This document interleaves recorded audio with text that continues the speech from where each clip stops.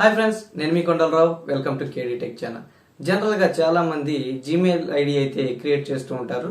Gmail create చేసిన తర్వాత అందులో డేటాను అయితే బ్యాకప్ చేస్తూ ఉంటారు. ఫర్ ఎగ్జాంపుల్ మన ఫొటోస్ కావచ్చు, కాంటాక్ట్ కావచ్చు, ఇక ఏ ఇతర డేటానైనా కావచ్చు, మన మెయిల్లో బ్యాకప్ చేస్తూ ఉంటారు.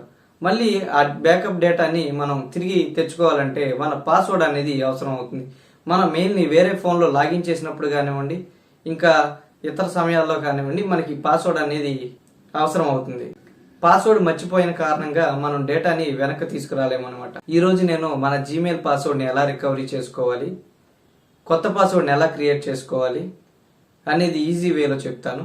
మీకు ఈ వీడియో నచ్చితే లైక్ చేయండి, షేర్ చేయండి, సబ్స్క్రైబ్ చేయటం మాత్రం మర్చిపోకండి. ఫ్రెండ్స్, మనం జీమెయిల్ పాస్వర్డ్ని కనుక మర్చిపోయినట్లయితే ఫర్గెట్ చేసి కొత్త పాస్వర్డ్ని మనం ఎలా అప్లై చేయాలి అనేది ఈ వీడియోలో చూద్దాం. ఫస్ట్ మనం జీమెయిల్ అయితే ఓపెన్ చేసుకుందాం. ఇక్కడ కే అనేది కనిపిస్తుంది కదా, కే మీద ఒకసారి ట్యాప్ చేయండి. కే మీద ట్యాప్ చేయగానే ఇక్కడ మన మెయిల్ ఐడి అయితే కనిపిస్తుంది అనమాట. ఆ మెయిల్ ఐడి మనం ఓపెన్ చేసుకుందాం. ఇక్కడ మేనేజ్ యువర్ గూగుల్ అకౌంట్ అని ఉంది కదా, దాని మీద ప్రెస్ చేయండి. ప్రెస్ చేయగానే మీకు ఇక్కడ సెక్యూరిటీ అని ఉంది చూసారా, సెక్యూరిటీ మీద ట్యాప్ చేయండి.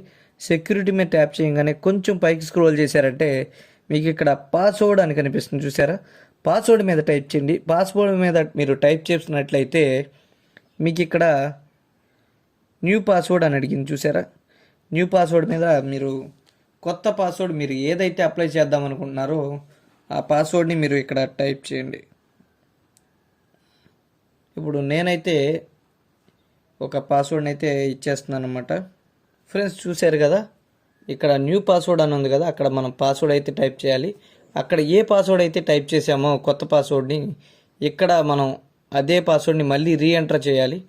రీఎంటర్ చేసినట్టయితే చేంజ్ పాస్వర్డ్ అని మనం టైప్ చేసినట్లయితే మన పాస్వర్డ్ అయితే చేంజ్ అవుతుంది. యువర్ పాస్వర్డ్ వాజ్ చేంజ్డ్ అని గెట్ స్టార్ట్ ప్రెస్ చేయండి.